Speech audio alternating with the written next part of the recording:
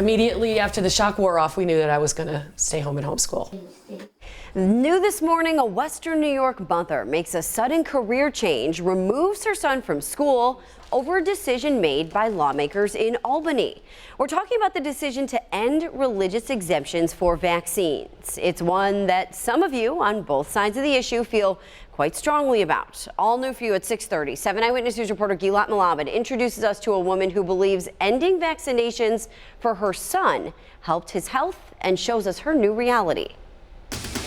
A kitchen table turned classroom. And these are ones. Susan Waltrich's son was supposed to start classes at Hamburg Middle School this year until New York State put an end to religious exemptions for vaccines following the worst measles outbreak in decades. Over 400 cases across the state in 2019. Waltrich says it was never questioned what they'd do if the law passed. immediately after the shock wore off, we knew that I was going to stay home and homeschool. Waltrich's son was diagnosed with autism when he was 2. She says he's improved since then. I strongly believe that one of the interventions was to stop vaccinating him. Saying her spiritual beliefs changed following her son's diagnosis. That's what allowed her to get a religious exemption for vaccines from the Hamburg School District for the past 7 years. It's hard to defend the religious because I don't belong to a organized religion.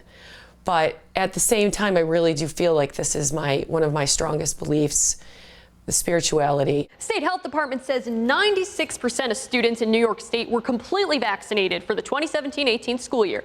Some of those parents raised concerns about unvaccinated children in their child's school. To the parents who are afraid if my child came to school, my first question would be, if vaccines work, then why are you afraid of my child? Waltrich is now leaving her full-time job as a school librarian. It's all right. Right, make that 7 into a 9. Saying the one-on-one education may be a blessing. This will allow us really the freedom to teach just to him and go back in time, and we've just been starting with, basic facts.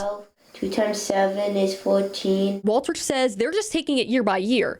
But for now, the kitchen table classroom makes the grade. Yeah.